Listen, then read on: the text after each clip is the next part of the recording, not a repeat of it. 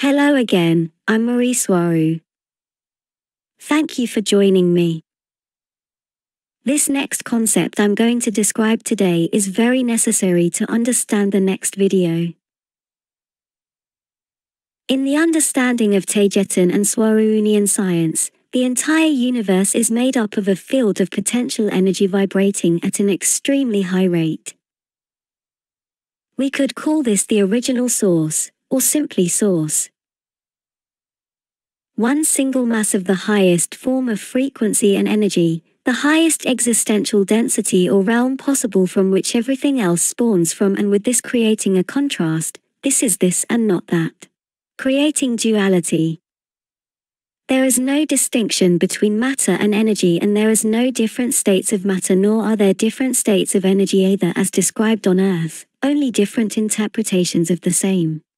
Only one mass with no beginning and no end and outside time itself. This one mass behaves very much like water in a very high vibrational state. Water from which everything that has ever existed, exists, and will ever exist spawns from, including life itself.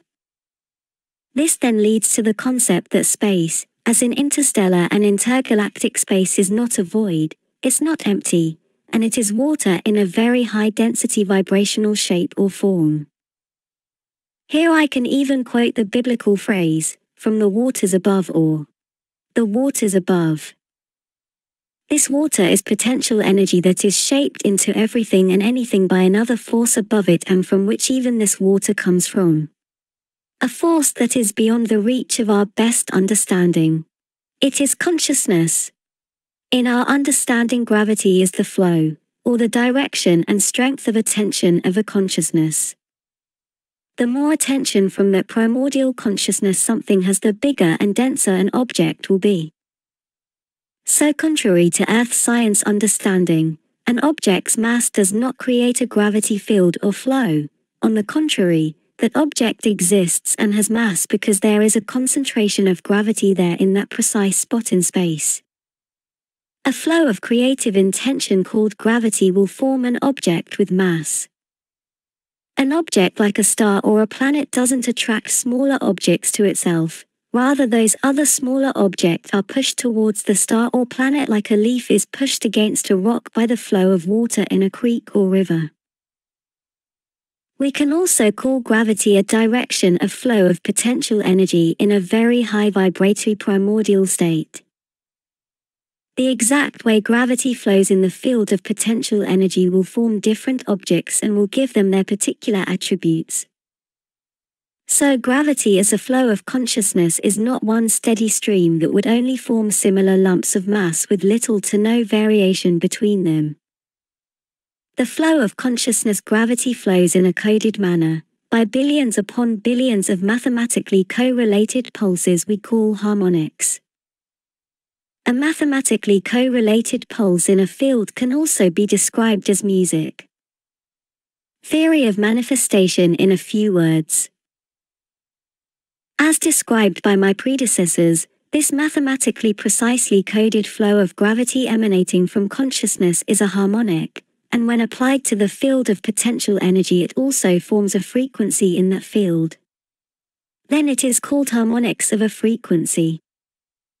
This is best described with waves in a pond. When you throw a rock in the center of a pond, the shock waves disperse in circular forms towards the edges, bounce off them and return to the center where the emission of the energy disturbance came from. When the waves returning to the center encounter the waves that are coming from that center, they form an interference pattern.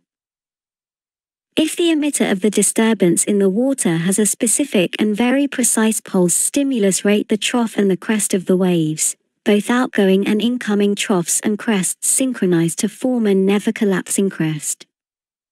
This is called a standing wave, and the precise pulse stimulus is called harmonics of a frequency. In the case of the harmonics of a frequency that governs the characteristics of a consciousness gravity flow, a standing wave is formed in the media that is the field of potential energy, in this case the water that forms outer space, and on the crest, and as the crest, a particle is formed giving birth to something that is an object, something specific and solid, and no longer only potential energy. And the exact characteristics of the harmonics of a frequency that governs the flow is what will determine all its unique attributes. Moving on. This means that every single subatomic particle that exists in the universe is being formed by consciousness in an intentional flow, and each little subatomic particle has its unique and specific harmonics of a frequency that governs all its attributes. Therefore, each particle in the universe is unique, exists with full intention and not as the result of randomness, and will have an energy value we can represent and measure with our mathematics. Or what Earth science has described as different particles is nothing else but different characteristics of one basic primordial particle in the energy field. Now we can imagine any place in existence, a street corner or a forest for example, as a set of numerical values representing everything that exists in it and the relationship and movement dynamics between all there is there. Everything is energy, and matter as such does not exist and is only present because consciousness gives it a value and an interpretation. Even realms of existence, those the New Age movement loves to use so much, first, third, fourth, fifth densities and so on, are nothing else but artificial non-existent and imaginary boundaries of a larger whole that includes them all. Parallel universes, worlds, density realms, and the same for multiverse, omniverses and so on. They are nothing more than what I described in one of my past videos, the necessity of the human mind, and other non-human minds as well, to fragment everything there is in order to try to comprehend the whole better. But with this they also distort and destroy that whole they are trying to understand. It is one incomprehensible whole. 1. Never had a beginning and will have no end because it is outside time itself as we know it. This is the very description of the infinite. So hard to understand by so many.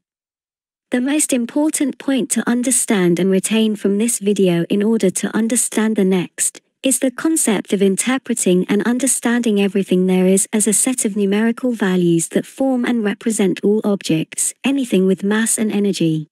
Imagine a street corner or a forest formed by billions upon billions of little numbers.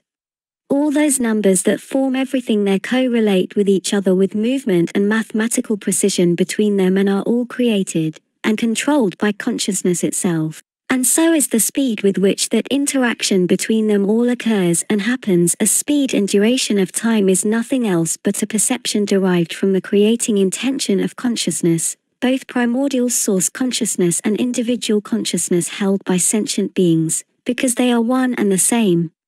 This will be all for today. Thank you again for being here with me. Lots of love. Swaruu.